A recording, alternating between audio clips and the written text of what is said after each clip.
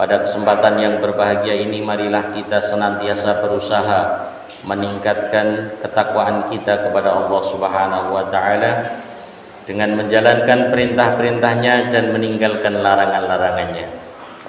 Hadirin yang sama-sama mengharap rahmat Allah Subhanahu wa Ta'ala, sikap saling menghargai di atas berbagai macam perbedaan yang melekat dalam diri masing-masing adalah salah satu perintah Allah yang harus kita jalankan dengan sepenuh jiwa.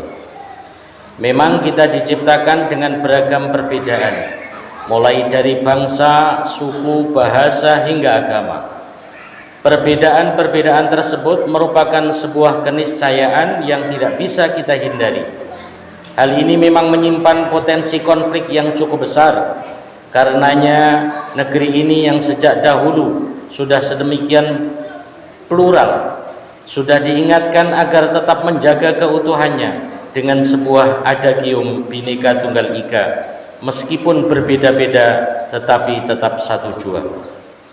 Adagium tersebut dapat kita wujudkan dengan sikap penghargaan terhadap siapa saja, sekalipun berbeda dalam banyak hal. Perbedaan suku misalnya tidak menghalangi kita untuk tetap menjalin sinergi. Meskipun berbeda suku, jangan sampai menjadi penyebab terputusnya kerjasama. Hatta perbedaan agama juga tidak boleh dijadikan sebagai alasan untuk tidak menjalani kehidupan sosial bersama-sama. Apalagi sampai membenci dan mencaci maki atas nama perbedaan itu. Sebab Allah Subhanahu wa Ta'ala melarang perilaku demikian, sebagaimana ditegaskannya dalam Al-Quran surat Al-An'am ayat 108. وَلَا تَسُبُّوا الَّذِينَ يَدْعُونَ مِن دُونِ اللَّهِ فَيَسُبُّوا اللَّهَ عَدُوًّا بِغَيْرِ عِلْمٍ كَذَلِكَ زَيَّنَّا لِكُلِّ أُمَّةٍ عَمَلَهُمْ ثُمَّ إِلَى رَبِّهِمْ مَرْجِعُهُمْ فَيُنَبِّئُهُم بِمَا كَانُوا يَعْمَلُونَ. Janganlah kamu memaki sesembahan yang mereka sembah selain Allah, karena mereka nanti akan memaki Allah dengan melampaui batas tanpa dasar pengetahuan. Demikianlah kami jadikan setiap umat menganggap baik pekerjaan mereka, kemudian kepada Tuhan tempat kembali mereka, lalu Dia akan memberitahukan kepada mereka apa yang telah mereka kerjakan. Quran surat Al-An'am ayat 108. Dari ayat tersebut jelas kita tidak boleh untuk mencaci maki orang lain hanya karena berbeda-beda.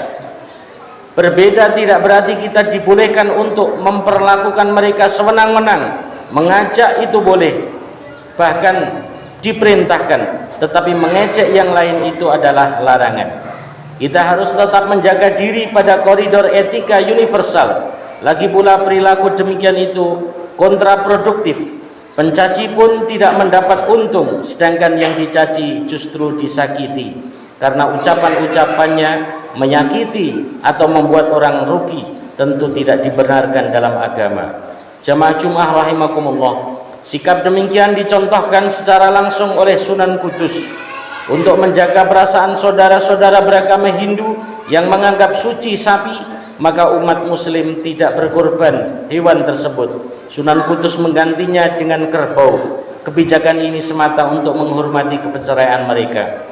Dengan begitu mereka tetap menjalani hidup nyaman berdampingan dengan umat muslim. Inilah sikap toleran yang harus diteladani betul, sebab hal tersebut juga sejalan dengan hadis Rasulullah, ahabbuddin ilallah al-hanifiyah, agama yang paling dicintai oleh Allah adalah yang lurus.